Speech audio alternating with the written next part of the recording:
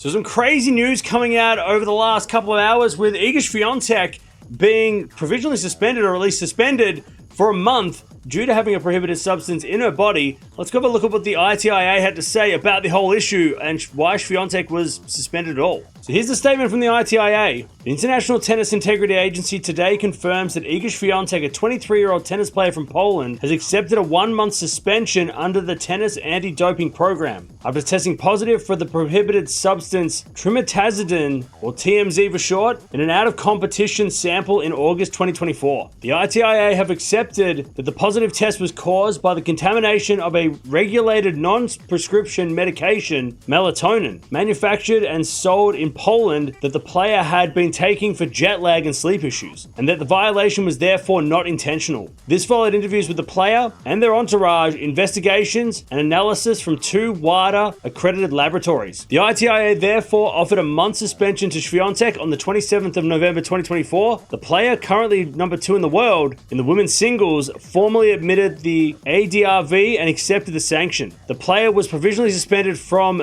22nd of September until the 4th of October, missing 3 tournaments, which count towards the sanction, leaving 8 days remaining. In addition, the player also forfeits prize money from the Cincinnati Open, the tournament directly following the test. And this is what the provisional suspension actually covered and what tournaments it actually covered. It says this meant the player missed the following tournaments: the Korea Open, China Open, and the Wuhan Open. So during that provisional suspension between the 12th of September and the 4th of October, those were the events that she missed. And we know that she didn't play after the US Open until the WTA Finals. We thought it was because she was resting, but now we know that it was because she was actually provisionally suspended and was unable to play those events even if she wanted to.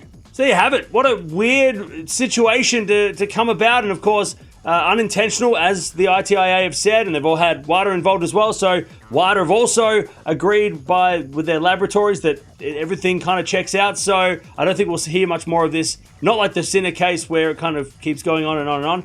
But yeah, very interesting to see that, we thought that Swiatek was taking the US Open, between the US Open and the WTA Finals. We thought that's what she was taking that time off to get ready. But it turns out she was actually not allowed to play during that time. So she wasn't allowed to defend Beijing, which she won last year, and some of the other tournaments that she played during that time. And she lost a lot of points for that, which maybe ended in her ranking, losing that ranking, number 1 ranking to Sabalenka around that time as well. So it was a costly mistake, taking what seems like over-the-counter sleep medication that had a prohibited substance. But let me know in the comments below, what do you think about all this? I mean, it feels like this is going to be over now. It seems like it's all been dealt with. In the next 8 days, she'll serve the rest of her sentence and then be ready to play again back in the 27th of December, which is where she'll be playing the United Cup with Poland, and we'll be back on course. But what a weird thing to happen in the off-season. But Iga Swiatek suspended for a month due to a prohibited substance.